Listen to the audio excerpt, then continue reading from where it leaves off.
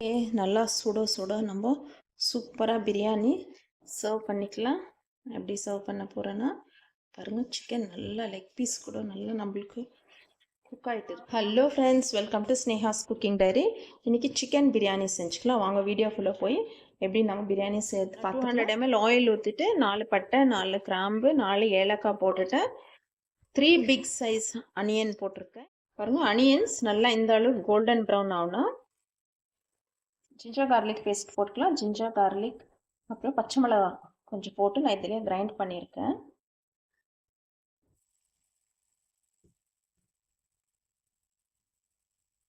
Two spoon அளவு ginger garlic paste போட்டுங்க.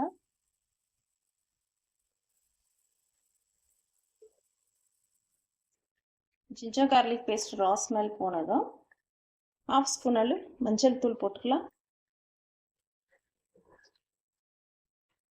மிளகாய்த்தூள் 2 ஸ்பூன் அளவு போட்டுக்கலாம். காரத்துக்கு தேவையான அளவு ஆட் பண்ணிக்கோங்க. இந்த ஸ்பூனில் 2 ஸ்பூன் போடுறேன். இந்த ஆயிலில் இது நல்லா ஃப்ரை ஆகணும். கரம் மசாலா 1 ஸ்பூன் போட்டுக்கலாம். இது ஹோம்மேட் கரம் மசாலா. இந்த ஹோம்மேட் கரம் மசாலாலே நம்மளுக்கு நல்ல ஃப்ளேவர் கிடைக்கும். ஓகே, இப்போ இதெல்லாம் ஆயிலில் ஃப்ரை ஆகிடுச்சு.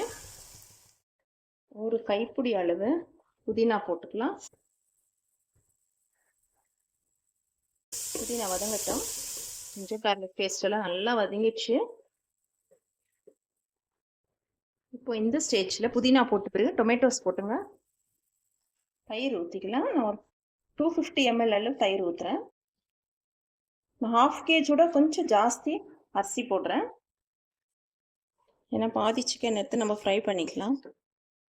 ஓகே, இந்த டொமேட்டோ ஸ்மாஷ் ஆகட்டும். தக்காளி தயிர் மசாலா எல்லாம் நல்லா மிக்ஸ் ஆகிடுச்சு. பாருங்கள், அதுலேருந்து ஆயில் கூட செப்பரேட் ஆகி வருது. இந்த ஸ்டேஜில் நம்ம சிக்கன் போட்டுக்கலாம். இந்த மசாலாலே இந்த சிக்கன் வேகணும்.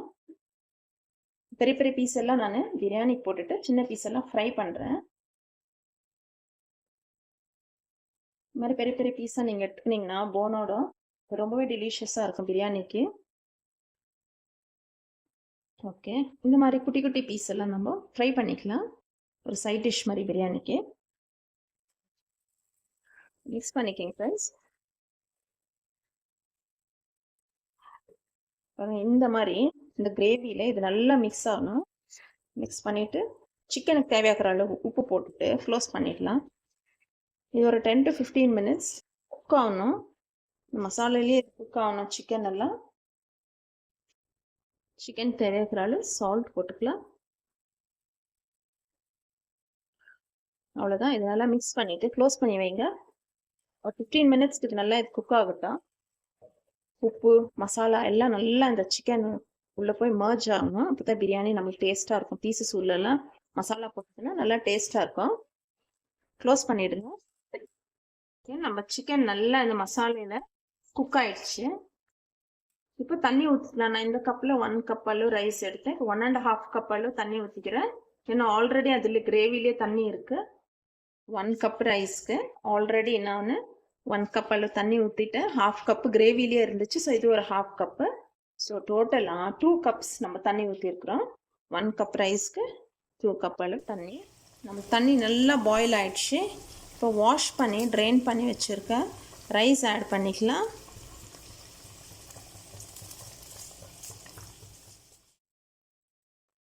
இப்போ மிக்ஸ் பண்ணிடலாம். ஒரு மிக்ஸ் கொடுத்துட்டு, இது நார்மல் ரைஸ் தான். ஸோ நல்லா மிக்ஸ் பண்ண பரவாயில்ல, உடையாத அரிசி. ஓகே, நான் கொஞ்சம் காரம் பார்த்ததுல காரம் கம்மியாக இருந்துச்சு. 2 பச்சை மிளகா போட்டேன். அவ்வளோதான். இப்போ க்ளோஸ் பண்ணிக்கலாம். ஹை ஃப்ளேமில் 5 minutes வைங்க. லோ ஃப்ளேமில் 20 minutes வைக்கலாம். 5 minutes ஆயிடுச்சு. ஸ்டவ் ஃபுல் சிம்மில் வச்சுக்கலாம். ஒரு முறை மிக்ஸ் பண்ணிவிடுங்க.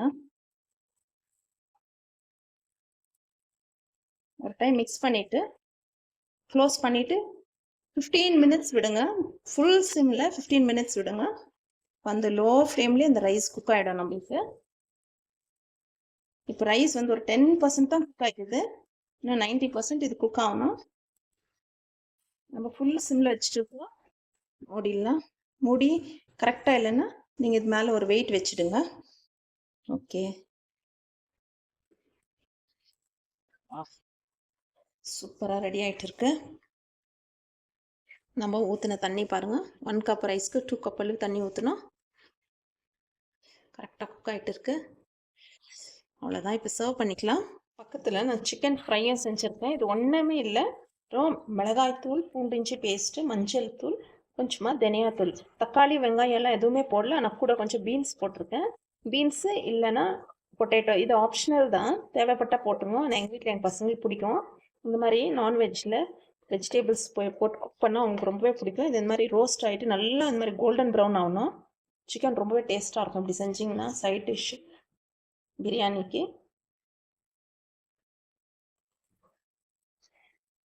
எவ்வளோ சூப்பராக இருக்கும். ஆனியன் போடல, நம்ம டொமேட்டோவும் போடல, வெறும் மிளகாய்த்தூள், மஞ்சள் தூள், தனியாத்தூள், உப்பு, அவ்வளோதான். இப்போ நம்ம சர்வ் பண்ணிக்கலாம். பிரியாணியோட இதை சைட் டிஷ்ஷாக சர்வ் பண்ணிக்கலாம். நல்லா சுட சுட நம்ம சூப்பராக பிரியாணி சர்வ் பண்ணிக்கலாம். எப்படி சர்வ் பண்ண போகிறேன்னா பாருங்கள், சிக்கன் நல்லா லெக் பீஸ் கூட நல்லா நம்மளுக்கு குக் ஆகிட்டு இருக்கு பாருங்கள், சூடாகுது. ஃபஸ்ட்டு பீஸ் போட்டுக்கலாம்.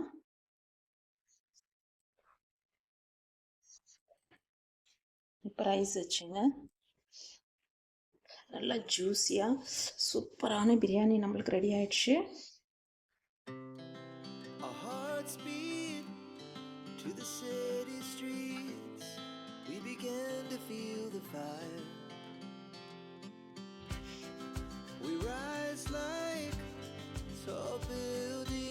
ஓகே ஃப்ரெண்ட்ஸ், நம்ம ரைஸு பிளேட்டுக்கு போட்டுக்கலாம்.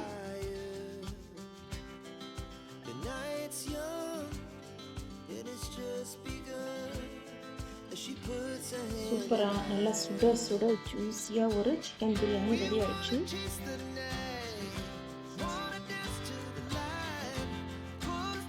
நம்ம செய்த சைட் டிஷ் சிக்கன் ஃப்ரை.